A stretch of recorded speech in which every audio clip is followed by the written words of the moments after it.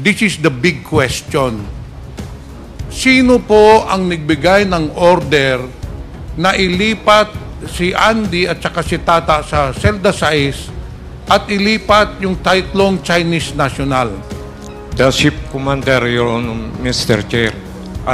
Nandito po sa blatter po ng logbook ng Ship Commander. Binanggit po ninyo na kayo ay nagkausap sa cellphone ni Colonel Ruina Garma. Sabi po ni Chief Garma, yung pong tawag ninyo, may mga tao kami dyan na gagawa at huwag mo na questionin. And whether you like it or not, we will operate and do not interfere. Baka madamay pa pamilya mo. Mag-cooperate ka na lang or mananagot ka sa amin. Tungkol po doon sa pag-eliminate ng 3 Chinese nationals. Ang sinabi po ni Garma, Colonel Padilla, na meron silang operations doon, ipapapatay nila yung 3 Chinese national. Hindi po ba? Yes, Your Honor, Mr. Chair.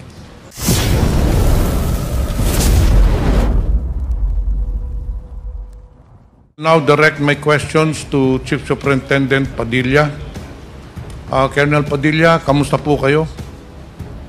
Okay lang po, Your Honor. Kumain na po kayo? Nagalmusal na po kayo? Yes po, Your Honor. Kamusta naman po ang lagay ninyo dun sa detention center ninyo? Okay na lang din po. Well, we have already taken note of your request. But anyway, Mr. Padilla, or rather, Colonel Padilla, may sinumiti po kayong affidavit na bago. Yes po. Dated September 2, 2024, notarized po sa Taguig City. Totoo po ba ito? Yes po, Your Honor. If I will be given the chance, I can even submit an additional documents for that. Well, that will be upon the chair. But anyway, I have a copy of your affidavit, Colonel Padilla. And dito po ay may lagda po kayo sa 2 pahina. Ito po ay pirma po ninyo. Pinatutuhanan mo po ito na ito ay pirma ninyo sa affidavit po ninyo sa 2 pahina? Yes, Your Honor, Mr. Chair. At ito po ba ay lahat ng nakasaad dito, pinatutuhanan mo na lahat ito ay totoo? With all my knowledge, Your Honor, Mr. Chair. Ito ba, Colonel Padilla, itong affidavit na bago na sinumite sa komitiba, ito ba ay ginawa mo ng kusang loob o may nag-udyok sa'yo na gumawa nito? Yes, Your Honor, Mr. Chair. Sariling at kusa ko pong ginawa. Tinatanong ko po ito, Colonel Padilla, Mr. Chair, dahil may sinumiti po kayong affidavit din dated August 27, 2024, hindi po ba? Yes, Your Honor, Mr. Chair. Pero yung sinabit po ninyong affidavit noong August 27 at itong sinabit po ninyo ngayong September 2, ay magkasalungat. Itong sinabit po ninyo na affidavit ng September 2 ay taliwas po doon sa mga sinaad po ninyo noong August 27. Meron pong mga aspeto o mga bagay na hindi ninyo binanggit sa September at August 27, pero dito sa September 2 ay nakasaad po. Ang tanong ko po, bakit ho nagbago ang isip nyo at binago nyo yung affidavit ng August 27? Pinag-iingatan ko po yung aking personal safety and that of my family. Ilang taon na po ba kayo? 64 po. Kailan ho kayo magre-retire? This coming November 20, September? November po, 2024. November, so 2 buwan na lang po. And that is why it is very appropriate that you should really retire on a high note. So I therefore strongly suggest that you should cooperate with this committee to maintain your integrity since you have served the government for several years. Ngayon, Colonel Padilla, ayon sa iyong salaysay, kayo ay naging superintendent or warden ng Davao Penal Colony from 2015 to 2018. So 3 taon po, hindi po ba? Yes, Your Honor, Mr. Chair. Ano ba ang trabaho ng isang warden? Pwede po bang pakisabi po dito sa... I am the overall in charge of the whole Davao Prison and Penal Farm during that time, Your Honor. So Mr. Chair. overall in charge po, ano? So ibig sabihin, kayo ang tagapamahala ng buong Davao Penal Colony. Hindi po ba? Yes, Your Honor, Mr. Chair. Sa madaling salita po, kayo ang nagsusupervise, kayo po ang nagmamanage ng lahat ng gawain sa Davao Penal Colony. Hindi po ba? Yes, Your Honor, Mr. Chair. So in short, mayroong pong kasabihan sa Ingles, the buck stops here. In short, all the decisions regarding procedures or orders, mga utos sa mga provincial, sa mga guards, in short, everything that goes on in that penal colony, kayo po ang nagdidesisyon, hindi po ba? Yes, Your Honor, Mr. Chair. Ngayon, pupunta tayo doon muna sa nilipat ng mga Chinese national. Noong 2016 po, meron nung nilipat na 3 suspected Chinese drug lords or Chinese nationals who were charged with drug offenses. Ayon sa iyong salaysay, Colonel Padilla, tinutulan mo po itong paglipat doon sa Davao Penal Colony. Bakit po kayo tumutol? That's true, Your Honor, Mr. Chair. During that time po, talagang wala pong facilities for the high risk and high profile inmates sa Davao Prison and Penal Farm. That's why the following year, 2017, nag-request po ako ng budget. Because of that, dinadalahan kami ng mga PDL, high risk and high profile. Nag-request po ako ng budget to construct super maximum facility in Davao Prison and Penal Farm. Yan po ang naging dahilan. Actually, I have a document opposing the transfer of the Chinese national during that time. And yung mga Chinese national pong yan, in fact, they have pending cases in Muntinlupa City na in-state ko po doon sa aking request, masyado pong magasto sa part ng gobyerno from time to time kung isasubwi na to attend series of hearings in Muntinlupa City. Kaya po, inupos ko po yan. Pero that was July 2015 pa, in fact. Then, after October po, wala pong nangyari, nag-request po ulit ako. Nireiterate ko po na ibalik po yung mga high risk and high profile PDL sa Muntinlupa. Pero no action pa rin pong nangyari. Mr. Chairman, with respect to our colleague, Congressman Pimentel, baka pwede muna pong basahin yung affidavit na bago ni Colonel Padilla para at least magkaroon ng idea yung mga members. Your Honor, Mr. Chair, can I request for for an executive session? May mga very sensitive po na issue po doon. Yes, I am sure that Colonel Padilla is quite familiar with this affidavit, which he has subscribed and sworn to. You're not denying that it is your affidavit, correct, Colonel Padilla? Yes, Your Honor, Okay. Mr. Chair. So, if there are any information you wish to reveal before this committee that is not included in your sworn statement, perhaps we can discuss whether we can grant you the executive session that you have requested. Okay lang po ba yan? Maliwanag po yan, Colonel? Yung lang po ang talagang nalalaman ko sa pangyayari kasi I was really under pressure during that time. So, meron po nga akong documents na pwedeng ipakita na nagpapatutuo doon sa sinasabi ko pong affidavit. Wala pong ibang pwede kong ikuha na hindi po talaga totoong nangyari. Yan lang po ang totoong nangyari kasi yung sinabi ko nga na may mga previous request ako.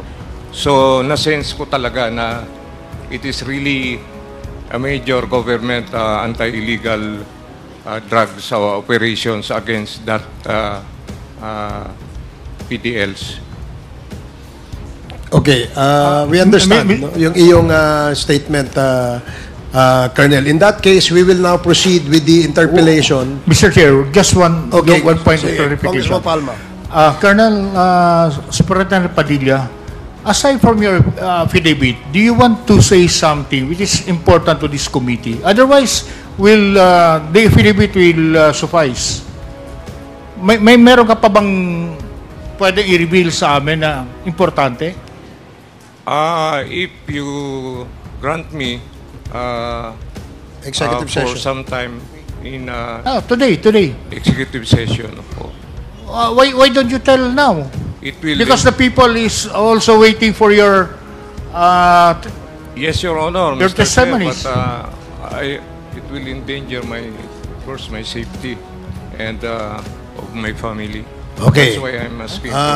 We perfectly understand your situation, Superintendent Padilla, and as you have committed to this committee that you will share more vital information in relation to the investigation of the Quad Committee. However, since Congressman Johnny Pimentel has already started propounding questions to you based on the affidavit that you have submitted, subscribed, and sworn to, then we continue with that until later we will grant you an executive session. Is that okay? Mr. Chair, Congressman Akop. pwede po bang malaman kay Superintendent Padilla, yung bang impormasyon dito na ilagay nyo po dito sa affidavit nyo, hindi pa kompleto? Yan lang po yung ayon sa aking nalalaman, Your Honor, Mr. Chair. Kung kompleto na po ito, bakit po kayo humihingi ng executive session? Meron pong mga sensitive na issues na hindi ko po... So, meron po kayong hindi inilagay dito sa affidavit po ninyo? Yes, in fact, it was leading to that sensitive issue. So, kung magkakaroon tayo ng executive session, ang sasabihin po ninyo, wala po rito sa affidavit nito dahil kung gano'n na mangyayari, ipapatigil ko yung executive session dahil diluloko mo na kami. Ganon po ang Your Honor, Mr. Chair. Thank you, Mr. Chair.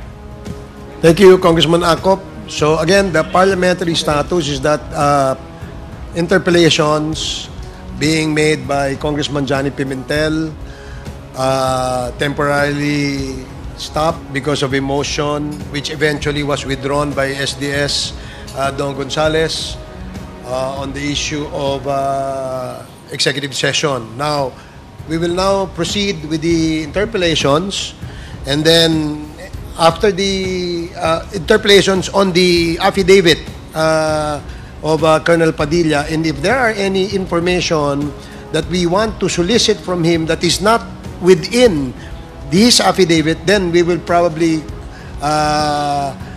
grant him his request of an executive session.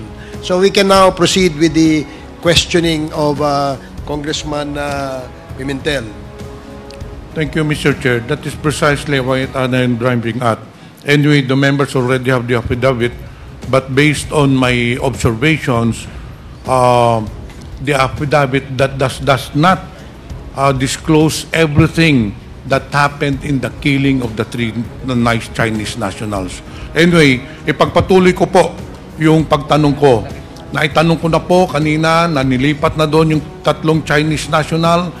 Ang tanong ko po, may memorandum ba kanino galing yung memorandum sa paglipat ng Chinese national galing National Penitentiary going to the Davao Penal Colony? Yes, Your Honor, I have. Meron pong transfer order yan from the National Headquarters in New Bilibid Prison. Escorted by personnel. Yun po ang sinusunod nung escort based on that Okay, order. meron ng order. Meron kang kopya po niyan. Mr. Chair, ang sunod ko po na tanong, pagdating doon ng Chinese national, saan mo nilagay, anong selda mo nilagay yung mga Chinese national? Sinipti ko po in one cell within the doon pa rin sa disciplinary part of prison disciplinary dormitory since wala po kaming facility for the high profile and high risk PDL. Meron ho kayong mga ibang foreigners, hindi po ba? Bago dumating yung Chinese national, meron kayong mga foreign nationalities na nakakulong doon. Sila ba ay magkasama doon sa mga Pilipino na bilanggo o pinaghiwalay na? Pinaghiwalay po namin, Mr. Chair. Pero So nakahiwalay, okay. Opo. Colonel Padilla, nakahiwalay ang Pilipino at saka yung mga foreign prisoners or PDLs. Saan nyo nilagay yung tatlong Chinese national? Doon ba sa mga Pilipino o doon sa mga foreign nationals? sa foreigners lang po. Okay. Mr. Chair, I just want to put it on record that the statement or testimony of Colonel Padilla fully corroborates with the statement of our resource person, Mr. Leopoldo Tan. Doon po sa affidavit ni Mr. Leopoldo Tan, sinabi niya ang paragraph 12, yung tatlong Chinese drug lords, nakabukod po sila. So, it just shows, Mr. Chair, that our resource person, Mr. Leopoldo Tan, was telling the truth. Kasi kinoroborate na po niya na nakabukod. Ngayon, alam na ninyo ang nangyari, hindi po ba, Colonel Padilla? Yes, Your Honor, Mr. Chair. Yung dalawang pumatay na si Leopoldo Tan at saka si Andy Magdararo ay nilipat ho ninyo sa Bartolina. Hindi po ba? If I'm not mistaken, August 11, nilipat ninyo si Leopoldo Tan at saka si Andy Magdararo. Hindi po ba? Nilipat ninyo sa Bartolina on the pretext na may nahuling sabu sa selda nila, kaya nilipat ninyo yung dalawa ng August 11. Hindi po ba? Yes, Your Honor, Mr. Chair. Okay. On August, after 2 days po, yung Chinese national na dumating doon, na binilanggo ninyo, doon sa mga foreign nationals, binartolina naman po ninyo at isinilid ninyo doon sa selda 6 kung saan nandun yung dalawang PDL, si Leopoldo Tan at si Andy Magdararo. Hindi po ba? Yun po ang nangyari, Your Honor, Mr. Chair. Okay. Ito ang tanong ko, Mr. Chair, and para malaman ng mga miyembro natin. This is the big question. Sino po ang nagbigay ng order na ilipat si Andy at saka si Tata sa selda 6 at ilipat yung tatlong Chinese national? Sinabi po ninyo kanina na kayo ang overall person in charge ng Dapicol. Sino po ang nagbigay ng order? The ship commander, Your Honor, Mr. Chair. As nandito po sa blatter po ng logbook ng ship commander. Bakit po ship commander? Ano ho ba ang ship commander sa hierarchy ninyo? Hindi po, kayo pong overall charge. Ano ang posisyon ng pangilan po yan, yung ship commander, Mr. Chair? From superintendent, meron pa pong deputy superintendent for security operation. Then from deputy superintendent for security operation, meron pa pong commander of the guards. From commander of the guards, meron pa pong ship commander and then camp So pangilan commander. po yung ship commander? Pang-apat po? Pang-apat po. Pang-apat o pang-lima? Opo. Pang-apat? Yes, sir. Abay, Colonel Padilla, Mahirap po pang paniwalaan yan, Mr. Chair. Dahil sabi mo nga kanina, ikaw ay natasan ng gobyerno, ikaw ay overall in charge, ikaw ang manager, ikaw ang supervisor ng DAPICOL.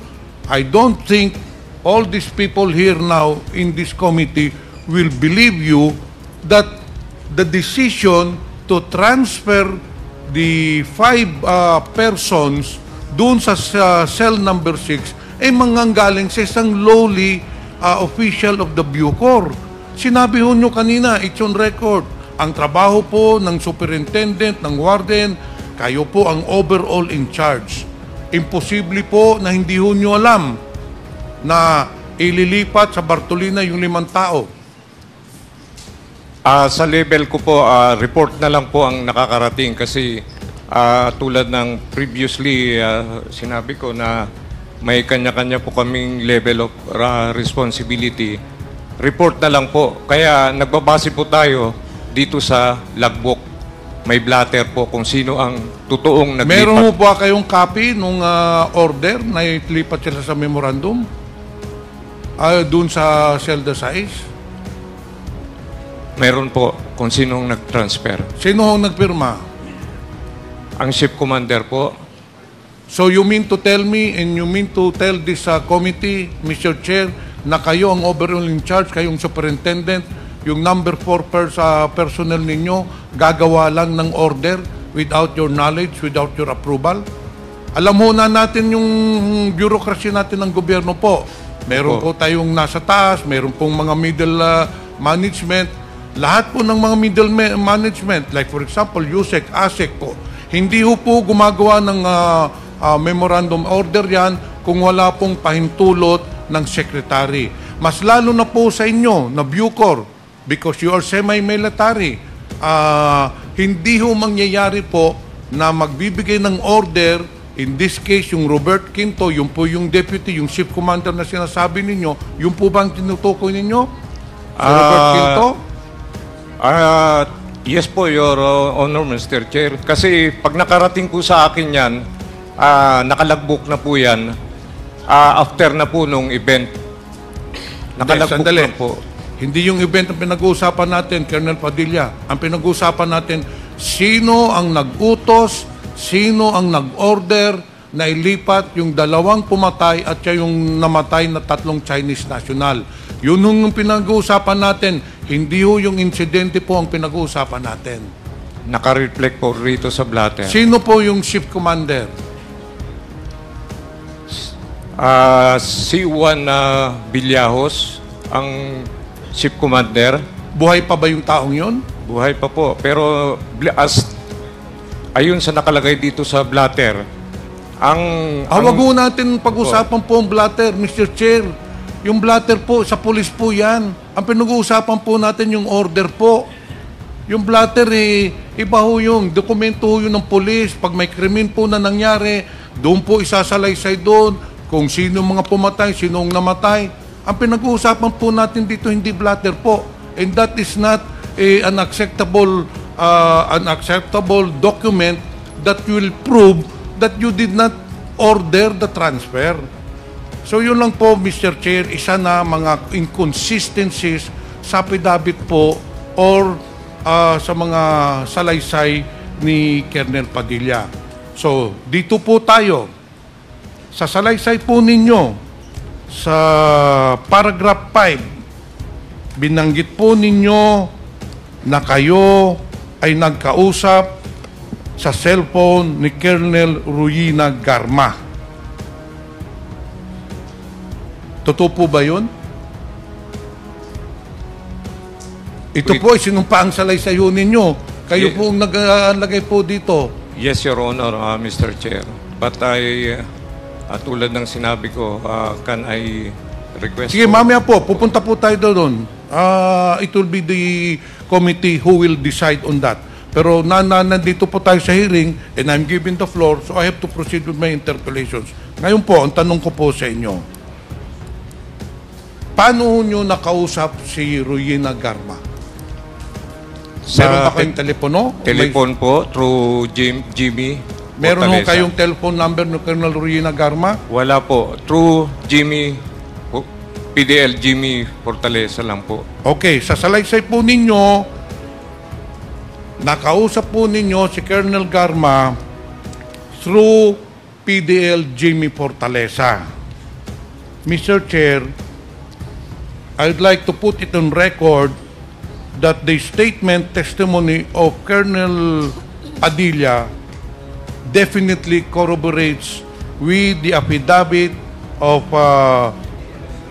PDL Jimmy Fortaleza on paragraph 5 nung unang linggo ng Agosto 2016. Tinawagan ako ni Garma at sinabi sa akin gusto niyang makausap si Superintendent Padilla. Pinuntahan ko si Superintendent Padilla para ibigay sa kanyang cellphone at makapag-usap sila at pinatotohanan ni Colonel Padilla na nag-usap nga sila through Jimmy Fortaleza. So again, Mr. Chair, nagpapatunay lang to na yung resource person natin na si Jimmy Fortaleza ay nagsasabi po ng totoo. Ngayon po, Mr. Chair, ang tanong ko po, Colonel Padilla, nung nag-usap na po kayo ni Colonel Ruyina Garma, ano ho ang sinabi niya sa inyo? Yun pong nakalagay po sa aking affidavit. Akanay, Okay, babasahin ko po yung sinabi ni Garma. Sabi po ni Chief Garma, yung pong tawag ninyo, may mga tao kami dyan na gagawa at huwag mo na questionin. And whether you like it or not, we will operate and do not interfere. Baka madamay pa pamilya mo. Mag-cooperate ka na lang or mananagot ka sa amin. Ano ba yung plano nilang ipagawa? Naintindihan nyo ba? Kasi sinabi lang dito, meron kaming ipapagawa, meron kaming ipapa-operate. Ano ba ang pagkakaintindi nyo sa sinabi po ni Colonel Garma? tungkol po doon sa pag-eliminate ng 3 Chinese nationals. So sinabi niya, in short, Mr. Chair, ang sinabi po ni Garma, Colonel Padilla, na meron silang operations doon, ipapapatay nila yung 3 Chinese national, hindi po ba? Yes, Your Honor, Mr. Chair. Okay. After noon po, pagkatapos inyo mag-usap ni Colonel Garma, sinabi nyo po kay Jimmy Fortaleza, sige, magkikita na lang kami ni Colonel Garma. Hindi po ba? Wala po akong matandang sinabi kong ganun.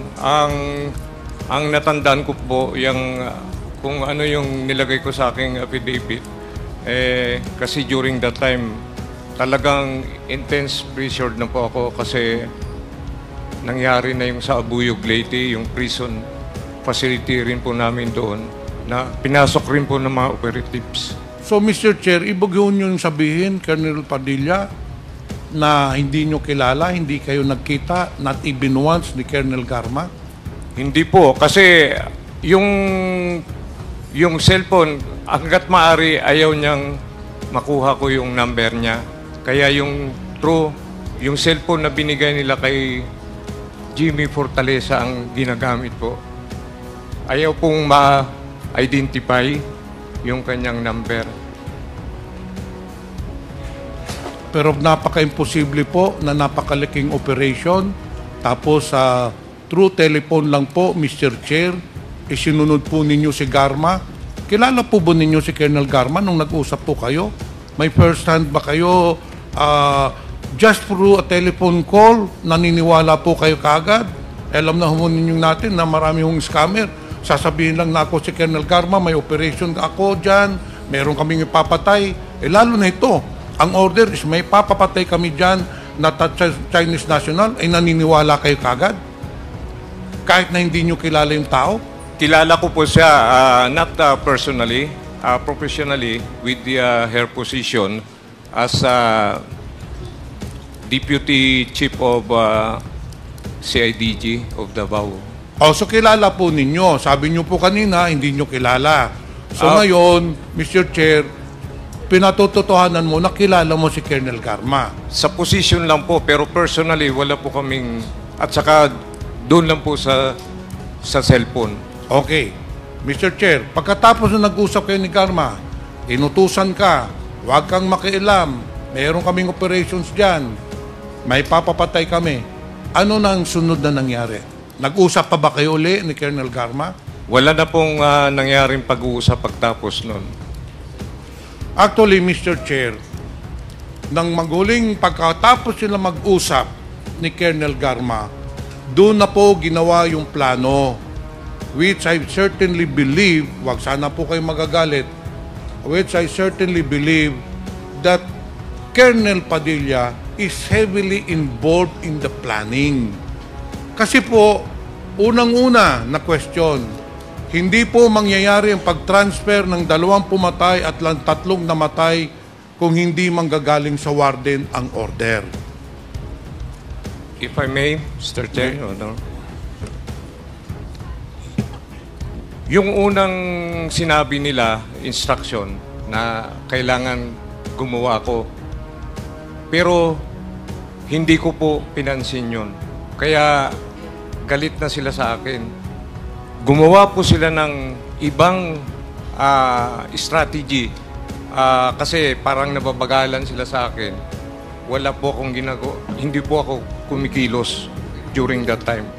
So, gumawa sila ng another strategy na parang blind nila ako sa pangyayari.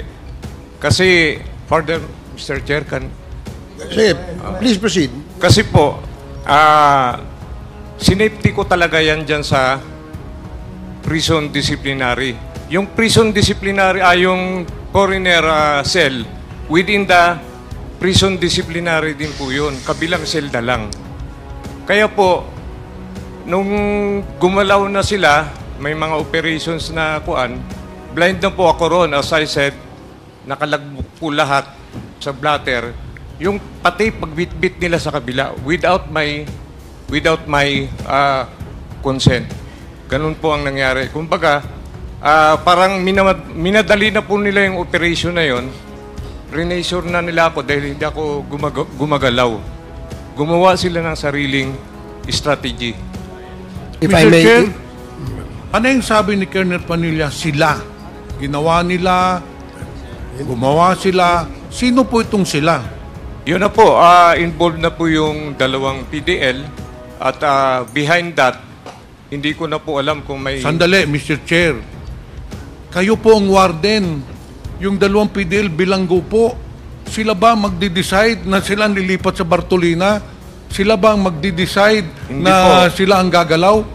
Yung ganito po para mabigyan po ng buong overview of picture lahat ng tao po dito.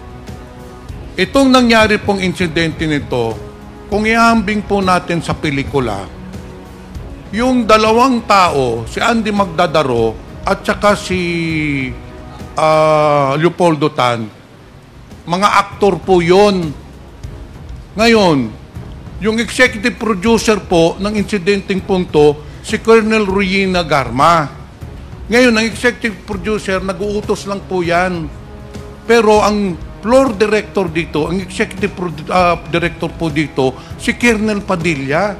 It happened within his premises. He is the man in charge. I do not believe that there was no order coming from him. At saka sinasabi po niya ngayon, gumagalaw sila. Gagalaw ba yung 2 PDL doon sa loob ng kulungan na walang pahintulot ng warden? Gagalaw ba yung sinasabi niyong ship commander ng order na walang pahintulot po sa inyo? That is why, Mr. Chair, marami pa ho ditong mga inconsistencies. But I know that there are many, isa pa lang yan na sinasabi kong mga inconsistencies, but based on my interpellations and based on the appreciation of the affidavits, I have found out, or I have concluded, Mr. Chair, that the affidavit of Colonel Padilla corroborates with the affidavit of Mr. Leopoldo Tan with regards to the Chinese nationals. I also conclude, Mr. Chair, that his testimony corroborates with the affidavit of Jimmy Fortaleza. Inamin na ho niya na nakausap niya si Garma dahil kay Jimmy Fortaleza. However, I believe that Colonel Padilla is holding more information vital to this hearing. Hanggang doon po lang kayo, yung affidavit ho ninyo, Mr. Chair, hanggang doon lang po kayo kay Garma. Pero sa buo sasalaysay ni Leopoldo Tatan, nandoon po kayo. Una, binanggit ho kayo, nung kinontak na kayo ni Colonel Garma, sabi niyo po, magkikita kayo. I believe, Leopoldo Tan, bakit po? Pinalabas ho ninyo yung dalawang PDL, hindi pinalabas ng doon lang sa may gate, para makausap po si Art Narsoles at saka si Colonel Garma. And then, nung nangyari pong insidente, pumunta po kayo, inamin ho ninyo din yun, sa affidavit ho ninyo, Mr. Chair. Pagkatapos nung nangyaring insidente, pumunta po kayo sa Celda 6 at tinignan nyo yung namatay na mga Chinese nationals. Lahat po sa buong salaysay, kayo po ang binabanggit ng dalawang PDLs. Mahirap po mangyari isang ganitong kadrumal-dumal na krimen na kayo po ang in charge ng DAPICOL na wala kayong kaalam-alam. Hindi, imposible po mangyari yon. I have been in the government service for the past 25 years and all chief executives, ihahangibin ko na lang ikaw na isa kang chief executive ng warden. The buck stops there. All decisions. Kaya po kayo nilagay doon dahil kayo magsusupervise, magmamanage. Imposible ang manager, supervisor, hindi po alam ang nangyayari doon sa bilanggo. Therefore, Mr. Chair, I have come to a conclusion, but that is my opinion, that our resource person is lying to us, holding vital information. Marami ho pong inconsistencies doon sa affidavit po niya. Yun lang po, Mr. Chair. Thank you, Congressman Pimentel.